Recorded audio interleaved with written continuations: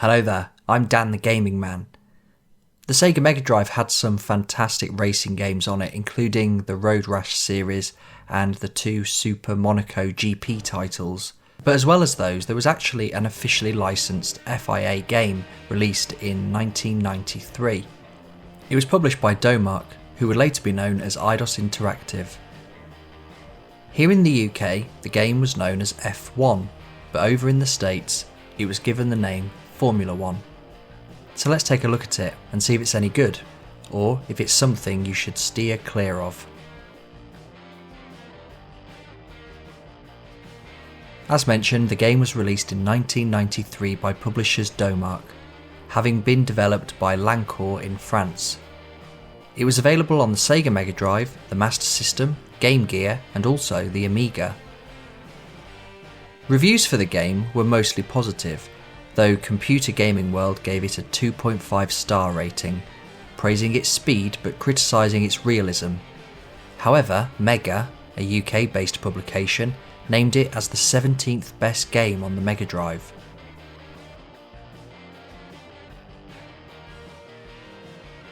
The game is fully licensed and includes all the teams, drivers and most of the tracks from the time. The player is assigned to the fictional Domark racing team and will go up against teams such as Ferrari, Williams, McLaren and Benetton, to name a few. Racing against some legendary drivers including Michael Schumacher, Gerhard Berger, Mika Hakkinen and Damon Hill. Ayrton Senna is a notable absence due to his association with the Super Monaco GP2 game, which was released the year prior.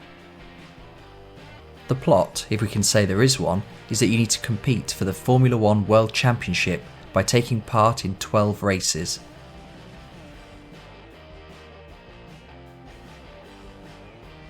There are 3 game modes featured. You can have a practice race, play the arcade mode, or enter the championship season. The game also offers 4 different difficulty levels: novice, amateur, professional and expert. From what I can tell, this simply increases the speed of yours and the opponent's cars.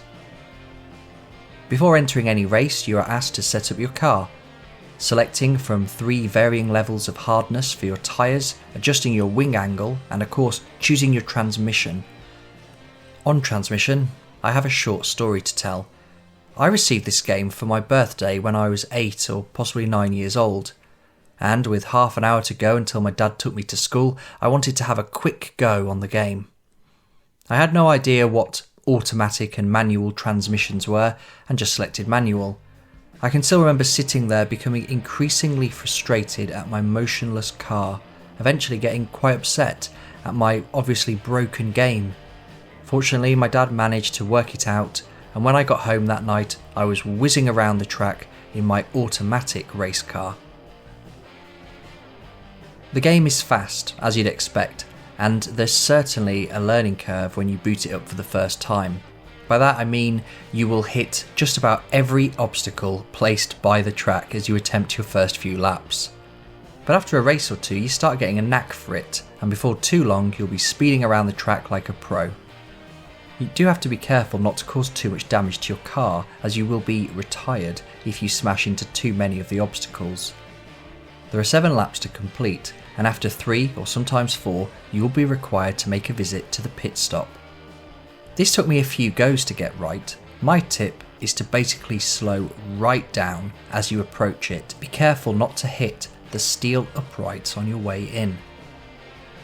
I did have a lot of fun with this game, I must say. There is a certain exhilaration that comes with leading the pack as you enter the final lap. But there are also times when you'll be left feeling frustrated, particularly when an obstacle suddenly appears out of nowhere and you inescapably smash into it at 150 miles per hour.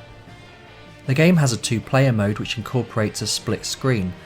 I was playing this on my own, so I can't comment much on that, but I can imagine that this would be a lot of fun with a friend as you compete for a place on the podium.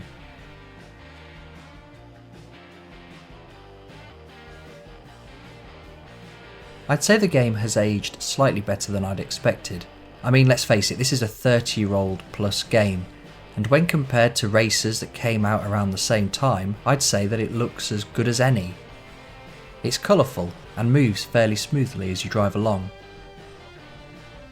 The cars themselves look pretty decent. I love the gloves and the wheel that turn to match your movements. And another nice little touch is the reflection of your opponents in your wing mirrors, which helps you prevent them from overtaking you at crucial moments. You'll spot sponsorship boards as you go round the tracks, and although you won't see any tobacco companies, you will see Opel, Agip and Sega. There are 12 different tracks, and they all have a slightly different feel to them, including the colour palette. You can also see cityscapes on the horizon too, which is a nice detail.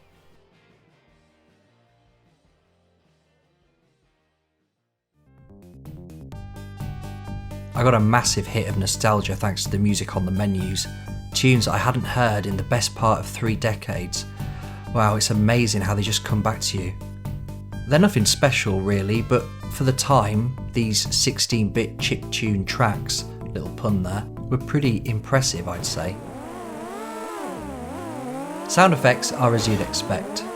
Revs of engines, screeches of brakes, and all the other noises a car makes. Wow, poetry as well as puns.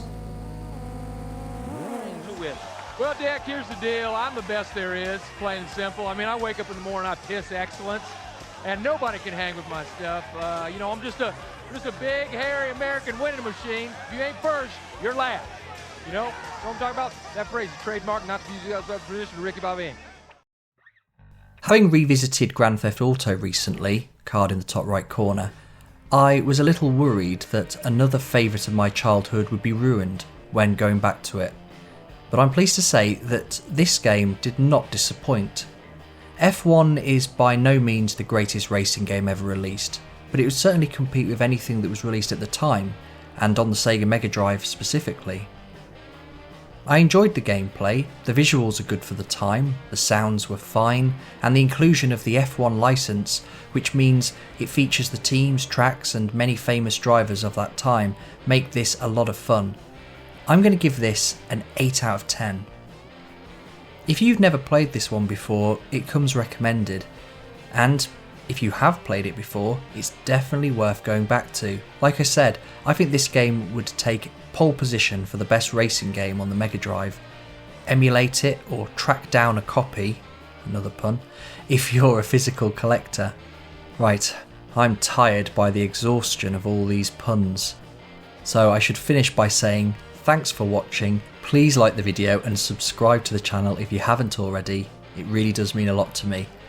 Earlier on I asked who won the Formula 1 World Championship title in 1993. Well, there was a pop-up, and the answer was Alan Prost, who drove with Williams. Well done if you got it. Until next time, stay safe and keep gaming.